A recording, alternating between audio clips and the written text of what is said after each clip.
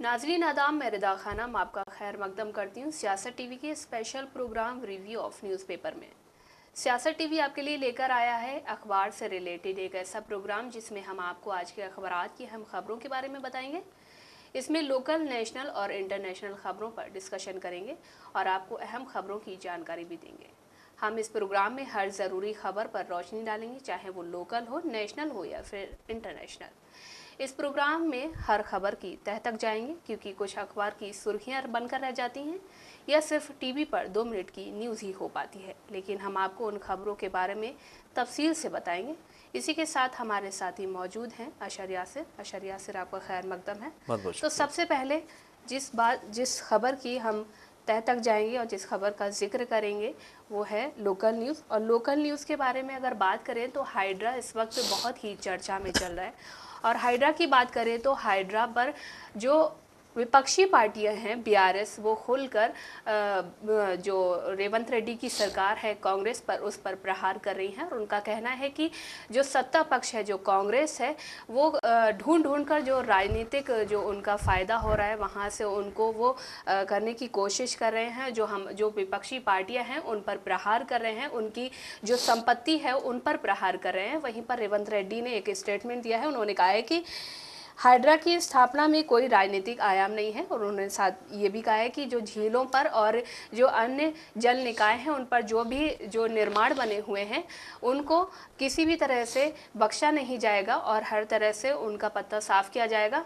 और इसमें कोई राजनीतिक प्रभाव की बात नहीं आती है, इसमें कोई राजनीति नहीं है और ये एक नियम के तहत और एक कानून के तहत ये कार्य किया जा रहा है। और उन्होंने कहा है कि ये सिर्फ प्रकृति की रक्षा के लिए हम कर रहे हैं और इसमें हमारा कोई राजनीतिक फ़ायदा नहीं है।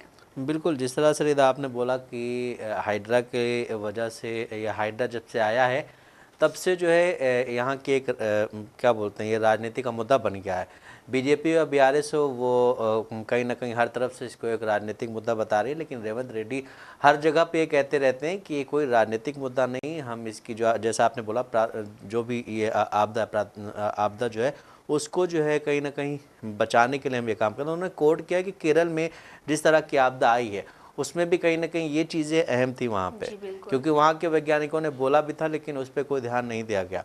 और साथ ही उन्होंने कहा है कि कुछ भूमाफिया गरीबों का मतलब उन लोगों के एक मुद्दा बना के सामने खड़ा करना चाहते हैं, लेकिन हाइड्रा किसी भी हालत में रुकने वाला नहीं है। और हाइड्रा जो है वो कोई मतलब हम राजनीतिक बदला लेने के लिए नहीं लेके आए हैं। इसको हम हैदराबाद और तेलंगाना का जो भी एक मतलब क्या कहते हैं, वो जो सुनहरा वो था हरा वाला मतलब ग्रीन वाला, उसको लेकर के आना चाहते हैं कि हम कम से कम कोई यहाँ पे प्राकृतिक आपदा ना आए, और अगर आपदा आती है तो उससे हम बच सकें। क्योंकि अगर आपका झीलों पे मकान होगा तो जाहिर है अगर कोई भी आपदा आएगी सबसे पहले आप ही उसकी जद में जाओगे, तो ऐसा नहीं है। हालांकि बीजेपी और यहाँ पे जो मुख्य विपक्षी पार्टी बीआरएस हमेशा से, उन्होंने जब से हाइड्रा आया तब से वो हाइड्रा पे एक बात करते हैं कि रेवंत रेड्डी चुन चुन के चुनिंदा लोगों को जो है वो चुनते हैं जिनके पास प्रॉपर्टी होती है, फिर उनके मकान पे मतलब नोटिस दिया जाता है कि आपका हाइड्रा के अंडर आया है। लेकिन ऐसा कुछ नहीं। उन्होंने कल काफ़ी खुले उसमें बोला है कि मतलब हाइड्रा को रोकना बहुत ही नामुमकिन है, हाइड्रा को रोका ही नहीं जा सकता है, और ये हम हैदराबाद की सुरक्षा के लिए कर रहे हैं। जी जी। तो वहीं पर अगर अतिक्रमण की बात करें तो कल सुप्रीम कोर्ट का एक फैसला आया है जिसमें सुप्रीम कोर्ट ने कहा है कि बुलडोज़र कार्रवाई पर रोक लगा दी जाए। और बुलडोज़र कार्रवाई पर रोक लगाते हुए उन्होंने ऐलान किया है, उन्होंने कहा है कि 1 अक्टूबर तक की पूरी तरह से इस तोड़फोड़ को रोक दिया जाए। और उन्होंने साथ ही कहा है कि उन्होंने जो याचिकाएं उसमें दायर हुई थी, जो उसके खिलाफ दायर हुई थी, जो जिसके तहत ये बुलडोज़र कार्रवाई चल रही थी कि जाकर किसी का भी मकान गिरा दिया जाता था, वहीं पर सुप्रीम कोर्ट ने कहा है कि जो सार्वजनिक सड़क हैं, रेलवे हैं और जो अतिक्रमण किए गए हैं उनको छोड़कर जो निजी संपत्तियां हैं उन पर बुलडोज़र ना चलाया जाए, इस कार्रवाई को रोक दिया जाए। और वहीं पर कल सुप्रीम कोर्ट में जमकर बहस भी हुई थी, जो जस्टिस हैं उनके बीच भी बहस हुई थी और इसी पर कई विपक्षी पार्टियों ने भी प्रतिक्रिया दी है और मायावती की भी प्रतिक्रिया इस पर आई है। बिल्कुल, बुलडोज़र पर सुप्रीम कोर्ट ने जो एक सख्त टिप्पणी की है वो कहीं ना कहीं बहुत जायज़ भी मानी जा रही है, क्योंकि अपोजिशन पार्टीज जो है वो कहीं ना कहीं मतलब सुप्रीम कोर्ट पे में इस जो भी ये होती है, क्या बोलते हैं इसको, बुलडोज़र जिसे बोलते हैं बुलडोज़र जस्टिस, जी जी, उसको लेकर के वो काफ़ी टाइम से बोल रही थी कि सुप्रीम कोर्ट इस मुद्दे को सीरियसली ले और वो इस मुद्दे पे कुछ ना कुछ ऐसा बोले जिससे इस चीज़ की मतलब जो ये जो होती हैं कार्रवाइयाँ, किसी बच्चे ने अगर कुछ कर दिया तो उसके घर को गिरा दिया गया, इस पे रोक लग सके। और अब जिस तरह से कल जो सुप्रीम कोर्ट का फैसला आया है उससे कहीं ना कहीं ये चीज़ें सामने आ रही कि हाँ ठीक है, अब मतलब ये नहीं होगा, अब इस तरह की चीज़ें नहीं होंगी। लेकिन अब जो है सुप्रीम कोर्ट इससे आगे क्या करेगा। यहाँ पे एक मुद्दा ये भी मतलब कई लोगों ने उठाया है कि जिन लोगों के घर गिराए गए हैं, जो निर्दोष हैं, जिनके घर गिरा दिए गए हैं, मतलब अगर किसी बच्चे ने कुछ किया है, उसके अगर बाप का घर गिरा दिया गया, उसमें पूरी फैमिली रहती, उनके लिए क्या किया जाएगा, उनको कोई हर्जाना दिया जाएगा कि नहीं उस चीज़ का, उनको कहीं 2 BHK मकान मिलेगा कि नहीं मिलेगा, ये काफ़ी अहम चीज़ है। और हमेशा से जो भी मतलब यहाँ पे है विपक्ष, उसने हमेशा इस चीज़ को लेकर के बोला है कि आप एक बार सुप्रीम कोर्ट को इस चीज़ पे सख्त होना चाहिए। और ये मतलब अगर देखा जाए सबसे पहले यूपी में सबसे ज़्यादा हुआ था कि यूपी में बुलडोज़र बाबा आए हुए हैं, वो बुलडोज़र सबका मकान गिरा देते हैं। यूपी से ये ट्रेंड गया मध्य प्रदेश, मध्य प्रदेश से ये ट्रेंड गया राजस्थान, और राजस्थान के बाद भी कई और जगहों पे जा रहा है। तो कहीं ना कहीं ये आवाम के लिए और मतलब लोगों के लिए बहुत अच्छा फैसला है सुप्रीम कोर्ट का, इस पे रोक लगाए। लेकिन इसकी जो अगली सुनवाई होगी 1 तारीख को होगी। अब 1 तारीख को देखना उसमें क्या चीज़ें और ऐड की जा सकती हैं, क्योंकि जिस तरह से आपने बोला कि बहुत बहस भी हुई थी, उस बहस में ये भी बोला गया कि अगर किसी ने कुछ ऐसी गलत हरकत की है, उसके घर को गिरा देने से लोगों में खौफ बैठ जाता है। लेकिन क्या आपने देखा है कि 2012 में जब दिल्ली में रेप केस हुआ था, उसके बाद जब उनको मतलब दिया गया, फांसी की सज़ा दी गई, उसके बाद आज तक कोई उसमें रोक मतलब आया है क्या? कोई डरा उस चीज़ से? नहीं डरा है ना। इस तरह से अगर आप किसी का घर गिराएंगे तो वो मतलब कहीं ना कहीं तो कोई ना कोई इस तरह की हरकतें कर रहा है ना। तो आपको एक सख्त कानून लाना चाहिए। घर गिराने से बेहतर ये है कि आप उसको अच्छा मतलब एक जो कानूनी प्रक्रिया होती है उसके तहत इसको सजा दें। जी, जिस तरह से सुप्रीम कोर्ट का फैसला आया कि बुलडोज़र कार्रवाई पर, उस तरह से ये उनका फैसला एकदम अच्छा है और बहुत ही स्वागत करने योग्य है। और जिस तरह से आपने बोला कि हाँ, जिस तरह से बाकी जो क्राइम हुए हैं उन पर कोई भी जो भी अपराधी थे उन पर कोई असर नहीं पड़ा, चाहे उनके घर गिराए गए। एक चीज़ और बोलूँगा यहाँ पे कि अपोजिशन ने हमेशा एक चीज़ और ऐड की जब भी बुलडोज़र कार्रवाई हुई है, उसने कहा है कि जाति और धर्म देख करके इसका उपयोग ज़्यादा होता है। जी जी, जहाँ पे जाति कोई बड़ी होती है और धर्म कोई दूसरा होता है तो वहाँ पे ये इसका वो नहीं होता है। लेकिन जहाँ पे कोई जाति छोटी है या धर्म दूसरा है, धर्म विशेष है कोई, तो वहाँ पे इस तरह की कार्रवाइयाँ ज़्यादा होती हैं। जी, तो बुलडोज़र कार्रवाई किसी भी समस्या का समाधान नहीं है। और वहीं पर दूसरी न्यूज़ की तरफ अगर हम नज़र डालें तो देश में जातिगत जनगणना होने के आसार हैं, क्योंकि कल गृह मंत्री अमित शाह ने एक संकेत दिया है और उन्होंने कहा है कि जनगणना हो सकती है, लेकिन उन्होंने तारीखों का ऐलान नहीं किया है। और साथ ही उन्होंने कहा है जो भाजपा के तीसरे कार्यकाल के 100 दिन पूरे हुए हैं उसमें उन्होंने ये संकेत दिया था कि जनगणना हो सकती है। और जनगणना 2011 के बाद ये बहुत टाइम के बाद 2011 के बाद ये पहली बार हो रही है। नहीं, 2011 के बाद उन्होंने एक चीज़ इसमें ऐड की थी कि 1 अप्रैल 2020 से ये शुरू होनी थी जनगणना जो है 10 साल वाली पूरी, लेकिन वो कोविड की वजह से उसको रोक दिया गया था, क्योंकि कोविड उस वक्त काफ़ी पीक पे था अपने अप्रैल में उस वजह से इसे रोक दिया गया था। और साथ ही अमित शाह ने एक बात और बोली है कि उन्होंने साथ ही ये भी कहा कि एक देश और एक चुनाव की बात भी उन्होंने कही है। तो कहीं ना कहीं उन्होंने संकेत दिया है कि आने वाले समय में एक देश और एक चुनाव के लिए जो बात पहले की जा रही थी वो अब लागू हो सकती है। देखिए रिदा, वन नेशन वन इलेक्शन पे तो ये मतलब अभी आप देख रही हैं 4 स्टेट्स में इलेक्शन होने थे, लेकिन सिर्फ 2 ही स्टेट्स में इलेक्शन हो पा रहे हैं, जम्मू कश्मीर में जो केंद्र शासित प्रदेश है और हरियाणा में। वहाँ पे ये बोला गया कि सुरक्षा कर्मियों की कमी की वजह से हम चारों जगह इलेक्शन नहीं करवा सकते हैं। तो आप एक बार ये कह रहे हैं कि वन नेशन वन इलेक्शन होगा, एक बार आप 4 स्टेट्स के इलेक्शन नहीं करवा पा रहे हैं, तो ये कहीं ना कहीं सही नहीं है जी।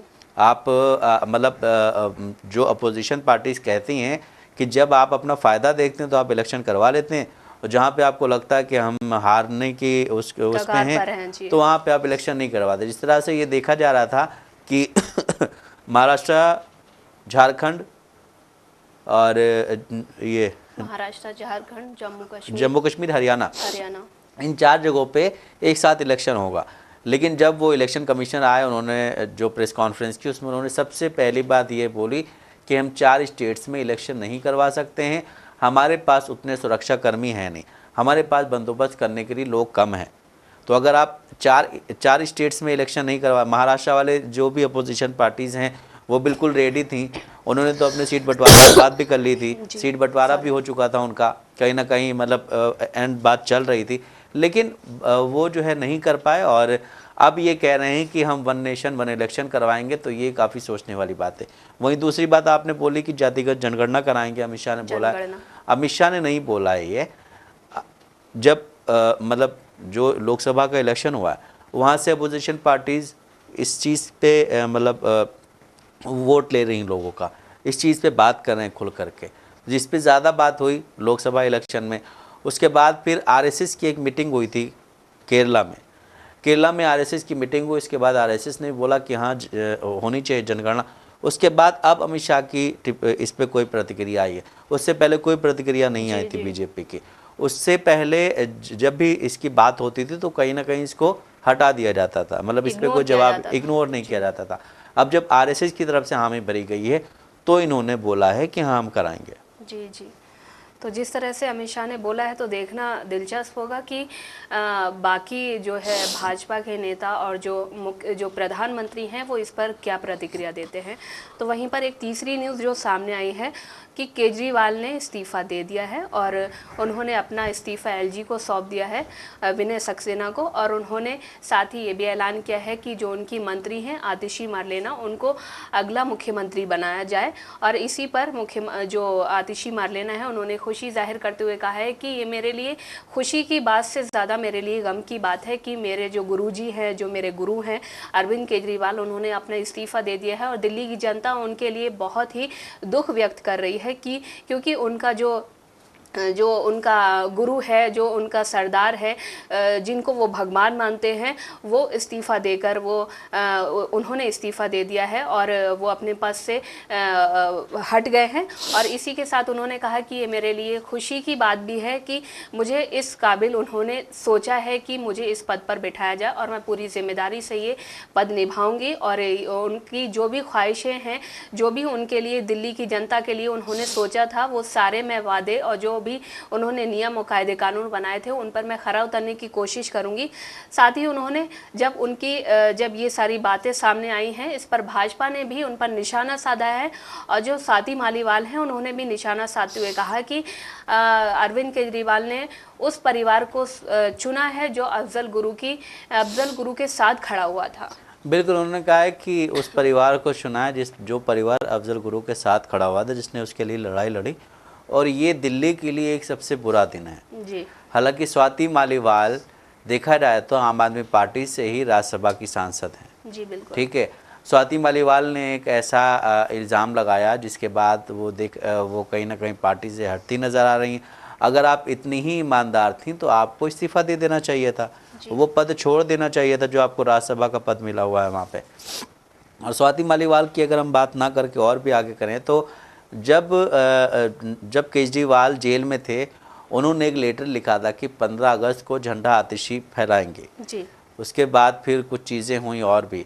तो जब उन्होंने ये मतलब बोला संडे को कि मैं 2 दिन के बाद इस्तीफ़ा दे दूंगा, तो कहीं ना कहीं कयास सबसे ज़्यादा जो चर्चा नाम की थी वो आतिशी की थी कि आतिशी ही बन सकती हैं। उसके बाद गहलोत भी थे, कैलाश गहलोत, उनका भी नाम था, लेकिन आतिशी का नाम सबसे पहले था क्योंकि आतिशी देखा जाए तो दिल्ली में जो एजुकेशन पॉलिसी है उसमें उनका बड़ा योगदान है। वो मतलब जब ये वहाँ के जो डिप्टी सीएम है मनीष सिसोदिया, इनके साथ में वो जुड़ी थी, इनकी सलाहकार थी, शिक्षा पे काम कर रही थी वो। उसके बाद फिर उन्होंने एमपी का इलेक्शन लड़ा, लेकिन वो हार गई। फिर वो कालका जी से जीती, उसमें क्या बोलते हैं एमएलए जीती, और उसके बाद फिर वो मंत्री बनाई गई। जब इनको वो किया गया अरेस्ट, मनीष सिसोदिया को, उसके बाद फिर अब उनको मुख्यमंत्री बना दिया गया। तो कहीं ना कहीं ये आतिशी के लिए एक बड़ा वो है, और दिल्ली के लिए, क्योंकि दिल्ली में जो भी एजुकेशन पॉलिसी है उसमें देखा जाए तो आतिशी का नाम भी सबसे पहले आता है, क्योंकि आतिशी जो है वो जब वो शिक्षा मंत्री थे उसमें उनकी सलाहकार थी, और दिल्ली को तीसरी महिला मुख्यमंत्री मिल रही है। सबसे पहली थी सुषमा स्वराज, उसके बाद फिर एक काफ़ी टाइम तक राज किया उन्होंने शीला दीक्षित ने, उसके बाद अब ये आई हैं क्या बोलते हैं आतिशी। तो हालांकि शीला दीक्षित का जो दौर था वो देखा जाए तो दिल्ली में जो डेवलपमेंट हुई है मेट्रो की, उन सब को देखा जाए तो वो कहीं ना कहीं, क्योंकि सेंट्रल में कांग्रेस की गवर्नमेंट थी और वहाँ पे दिल्ली में इनकी थी, तो काम बहुत इजीली हो रहा था। अब फिर बाद में जब केजरीवाल वहाँ के मुख्यमंत्री बने, केजरीवाल ने हालांकि बहुत सी चीज़ों पे शीला दीक्षित पे बहुत मतलब बहुत कुछ बोला, लेकिन वहीं अगर देखा जाए तो दिल्ली के जो बीजेपी के नेता हैं, कुछ नेताओं ने शीला दीक्षित का हमेशा सपोर्ट किया, उनके रहते हुए भी, उनके ना रहने के बाद भी। तो शीला दीक्षित बहुत अच्छी मुख्यमंत्री थी, और उम्मीद यही की जा रही है कि ये जो हैं आतिशी, ये भी कुछ अच्छा करें, ताकि ये बहुत थोड़े से टर्म के लिए आई हैं, क्योंकि केजरीवाल ने पहले ही बोल दिया है कि आप अगर मुझे वोट देंगे, अगर आपने मुझे वोट दिया तो मैं समझूंगा कि आपने मुझे माफ़ कर दिया, और अगर आपने मुझे वोट नहीं दिया तो इसका मतलब है कि आपने मुझे माफ़ नहीं किया, तो मैं उस कुर्सी पे नहीं बैठूंगा। अब अगर केजरीवाल जीत जाते हैं तो केजरीवाल ही मुख्यमंत्री रहेंगे और मुख्यमंत्री हो जाएंगे वहाँ पे, और अगर नहीं जीतते हैं तो वो एक ख़त्म होगा। लेकिन जितने दिन भी इनके पास वक्त है वो एक अच्छा काम करें। दिल्ली की मुख्यमंत्री बनी है तो वो एक अपना क्या बोलते हैं, अपना नाम कहीं ना कहीं अच्छे अक्षरों में लिखवा लें, क्योंकि दिल्ली के मुख्यमंत्री बनना इतना इजी नहीं है। और ये जो आतिशी हैं इनके लिए तो बहुत ही इजी नहीं था, लेकिन एक मतलब उनकी वजह से हुआ ये, केजरीवाल की वजह, जिस तरह से उन्होंने अपने गुरु का शुक्रिया अदा किया। उन्होंने कहा मैं बहुत बहुत धन्यवाद देना चाहती हूँ अपने गुरु श्री अरविंद केजरीवाल जी का। तो जिस तरह से जो आतिशी मालेना है, उन्होंने शिक्षा के केंद्र में जिस तरह से काम किया है, और वहाँ की जनता उन्हें इसीलिए बहुत ही पसंद करती है, क्योंकि वो बहुत ही एक्टिव रहती हैं हमेशा। और कहीं ना कहीं यही कारण है कि केजरीवाल ने उनको चुना है। और वहीं पर हम दूसरी बात करें तो विधानसभा चुनाव के जो विधानसभा चुनाव हैं वो आज जम्मू कश्मीर में 7 ज़िलों में 24 सीटों पर वोटिंग हो रही है, और सुबह से ही मतदान जारी है। और वहीं पर जम्मू कश्मीर के 7 ज़िलों में और जम्मू और कश्मीर घाटी के 4 ज़िलों में 24 सीटों पर चुनाव हो रहे हैं, और बहुत ही तादाद में लोग चुनाव करने जा रहे हैं, बहुत ही उत्साह के साथ। और कहा जा रहा है कि वहां पर सुरक्षा के कड़े इंतज़ाम भी किए गए हैं। और जो है जो 370 निरस्त हुई है उसके बाद से ये पहली बार ये चुनाव हो रहे हैं, जिसमें जो आम नागरिक हैं वो बढ़ चढ़कर हिस्सा ले रहे हैं और बहुत ही खुश नज़र आ रहे हैं। उनका कहना है कि इस बार जो चुनाव हो रहे हैं कहीं ना कहीं हमें घाटी में, हमें जम्मू कश्मीर में हमें शांति का पैगाम मिलेगा, शांति बहाल होगी, और हमारे लिए बहुत ही अच्छा है कि इस वक्त चुनाव हो रहे हैं और हम इसमें बढ़ चढ़कर हिस्सा भी ले रहे हैं। बिल्कुल, जिस तरह आपने बोला, जम्मू कश्मीर में आज चुनाव का पहला चरण है, और जम्मू कश्मीर में इस वक्त लोग काफ़ी ज़्यादा तादाद में निकल के वोट भी करें। और वहाँ के जो राज्यपाल हैं उन्होंने भी बोला है कि आप वोट कीजिए, और वहाँ के जितने भी डीएम हैं या जितने भी बड़े बड़े अधिकारी हैं, जितने भी लीडर हैं, वो सब कहीं ना कहीं यही बोल रहे हैं कि आप लोग जितना ज़्यादा वोट करेंगे उतना आपके लिए फ़ायदा होगा। वहीं अगर आपको बता दें कि अभी ये जो हो रहा है पहला चरण 7 ज़िलों में 24 सीटों पे हो रहा है। इससे पहले 2014 में जब इलेक्शन हुए थे तो 22 सीटों पे हुआ था चुनाव। 2 सीटें परिसीमन की वजह से अभी बढ़ाई गई हैं, तो 22 सीटों में सबसे ज़्यादा पीडीपी सीटें लेके आई थी 11, और कांग्रेस और बीजेपी को 4-4 सीटें मिली थी। नेशनल कॉन्फ्रेंस को 2 सीट मिली थी और सीपीआईएम को 1 सीट मिली थी। तो वहाँ पे फिर इस बार जो इलेक्शन हो रहा है इसमें भी ये मतलब ये कहा जा रहा है कि कहीं ना कहीं वहाँ पे पीजेपी वो जो है महबूबा की पार्टी पीडीपी उसका होल्ड है। और अगर देखा जाए तो महबूबा की जो बेटी हैं इल्तिजा मुफ्ती, वो भी वहाँ से इलेक्शन लड़ रही हैं। तो आज का दिन महबूबा मुफ्ती या पीडीपी के लिए बहुत अहम है, क्योंकि पहला चरण है और वहाँ से ये देखा जा रहा है कि कहीं ना कहीं वहाँ पे पीडीपी एक बड़ी मजबूत स्थिति में है। और इसके बाद फिर ये भी है कि वहाँ पे नेशनल कॉन्फ्रेंस ने भी अपनी काफ़ी ताकत दिखाई है और बीजेपी ने भी अपनी ताकत दिखाई है। और चूँकि कांग्रेस और नेशनल कॉन्फ्रेंस उसमें गठबंधन में है, तो आज का जो इलेक्शन है वो मतलब जम्मू कश्मीर के लिए और पीडीपी के लिए बहुत अहम है। जी, तो जिस तरह से जम्मू कश्मीर में चुनाव हो रहे हैं, वही आने वाले दिनों में हरियाणा में भी चुनाव होने वाले हैं। वहीं पर भाजपा, कांग्रेस और जो अन्य विपक्षी पार्टियां हैं वो अपना दमखम दिखा रही हैं। हर तरह से जीतना वो उनका ये अहम है कि हम जीतेंगे वहां से। और आम आदमी पार्टी भी वहां पर बहुत ही दमखम के साथ लड़ने की तैयारी कर रही है। और केजरीवाल भी उसके बारे में उन्होंने भी अपने कार्यकर्ताओं को सजग कर दिया है, तैयार कर दिया है। उन्होंने कहा है कि जितना भी हो सके आप दमखम दिखाइए और चुनाव लड़िए। बिल्कुल, जिस तरह से हरियाणा में अभी ये जो केजरीवाल वाला पूरा वो हुआ है कि उनको ज़मानत मिली और फिर वो बाहर आए, फिर उन्होंने मुख्यमंत्री पद छोड़ने का ऐलान किया संडे को, और कल ऑफिशियली उन्होंने मुख्यमंत्री पद छोड़ दिया। वहाँ के जो उपराज्यपाल हैं उनको लेटर दे करके उनसे मिले और उन्होंने पद छोड़ दिया। तो अब ये लोग जो हैं, ये और मनीष सिसोदिया, ये लोगों से मिलेंगे और लोगों से मिल करके उनकी राय जानेंगे। तो सबसे पहले यही देखा जा रहा है कि अभी तक जो भी रिपोर्ट्स आ रही हैं कि सबसे पहला टारगेट आम आदमी पार्टी का जो है वो हरियाणा है, क्योंकि हरियाणा दिल्ली से सटा हुआ है और केजरीवाल हरियाणा के बेटे हैं। तो हरियाणा चुनाव पे इसका असर मतलब जो भी लोग हैं वो कह रहे हैं कि पड़ सकता है, क्योंकि हरियाणा में कांग्रेस मजबूत है और वहाँ पे बीजेपी 10 साल से गवर्नमेंट में है। कहीं ना कहीं बीजेपी से लोग नाराज़ हैं और केजरीवाल को वो हो सकता है एक विकल्प के तौर पे आम आदमी पार्टी को ले ले, क्योंकि इसी तरह हम देखते हैं कि वहाँ पे हुआ था पंजाब में भी, विकल्प के तौर पे कांग्रेस को हटा करके वहाँ के लोगों ने आम आदमी पार्टी को तरजीह दी थी। तो ये भी देखा जा रहा है कि कहीं ना कहीं हरियाणा में भी हो सकता है ऐसा हो जाए। हालांकि हरियाणा में कांग्रेस बहुत मजबूत है। हालांकि जब वहाँ पे इलेक्शन हुआ था पंजाब में, तो कांग्रेस में कहीं ना कहीं एक छोटी मोटी फूट नज़र आ रही थी, लेकिन इस वक्त हरियाणा में कांग्रेस बहुत मजबूत है। कुमारी शैलजा और भूपेंद्र सिंह हुड्डा वाला जो एक थोड़ा सा कॉन्फ्लिक्ट चल रहा था, उस पर भी अब चीज़ें ख़त्म हो गई हैं, दोनों अपनी अपनी जगह पर राज़ी हो गए। लेकिन अब देखना ये है कि हरियाणा में आम आदमी पार्टी क्या कर पाती है।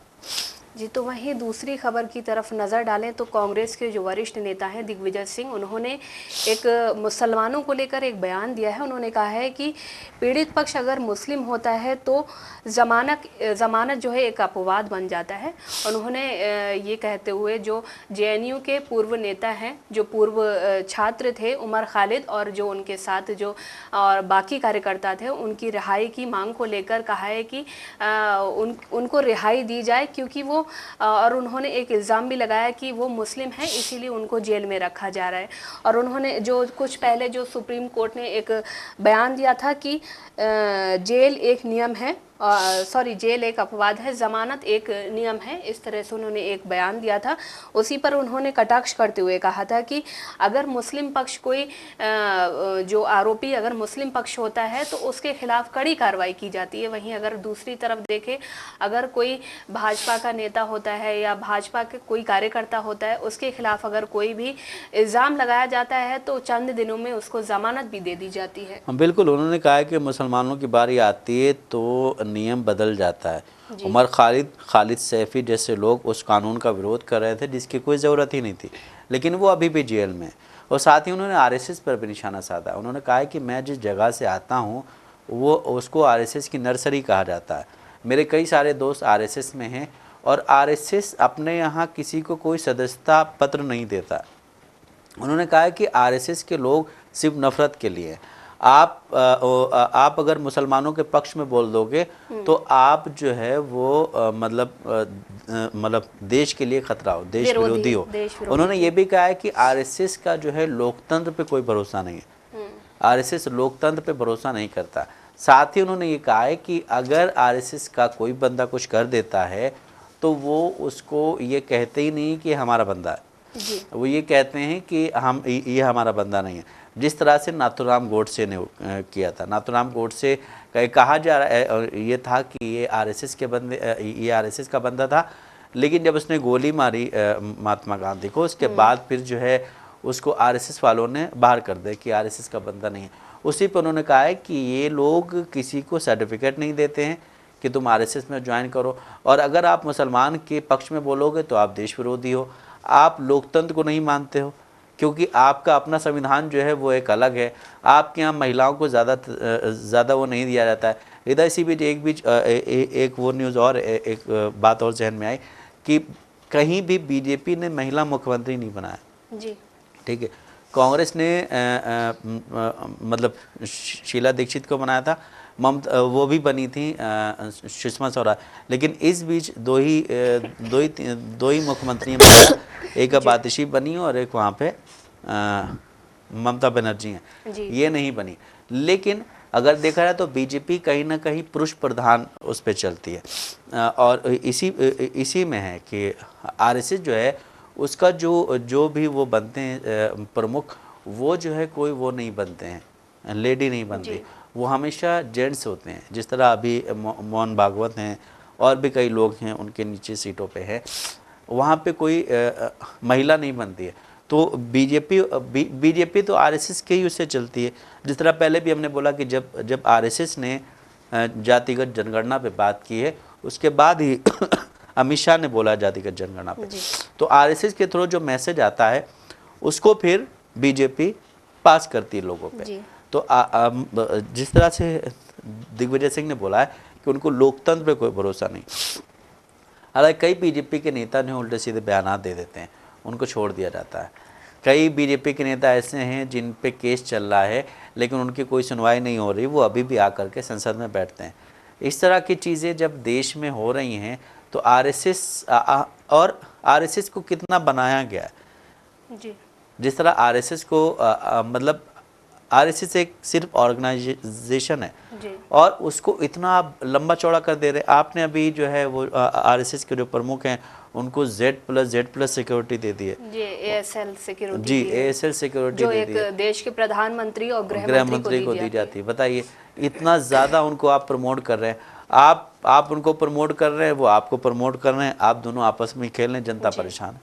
तो जिस तरह से आपने आरएसएस और लोकतंत्र की बात की, तो कुछ दिन पहले जो राहुल गांधी हैं कांग्रेस के नेता, उन्होंने ऑक्सफोर्ड जो US जाकर उन्होंने कहा था कि आरएसएस की जो मानसिकता है वो एक देश एक लोकतंत्र और एक विचार की है, और हमारी जो मानसिकता है वो एक देश एक लोकतंत्र और अन्य विचारों की है। तो इसी तरह से उस पर कई सारा बवाल भी हुआ था, भाजपा के नेताओं ने उन पर जमकर कटाक्ष भी किया था और कई तरह की उनको खरी खोटी भी सुनाई थी। और इसी तरह से अगर आपने जिस तरह से बोला कि वो एक पुरुष प्रधान देश बनाना चाहते हैं, तो उनकी ये मानसिकता बन चुकी है कि आरएसएस और भाजपा की कि भारत एक पुरुष प्रधान देश ही बन सकता है। तो जैसा कि नाज़रीन आपने देखा कि हमने आपको न्यूज़पेपर के ज़रिए हम खबरों से रूबरू कराया है। ऐसे ही ज़रूरी खबरों से रूबरू होने के लिए हमारे साथ इस प्रोग्राम से जुड़े रहें, और अगर आपकी इस प्रोग्राम से रिलेटेड कोई भी राय है तो हमें कमेंट बॉक्स में ज़रूर लिखें। इसी के साथ हमें इजाज़त दें और हमारे साथी अशर यासुर को दे इजाज़त। अल्लाह हाफिज़।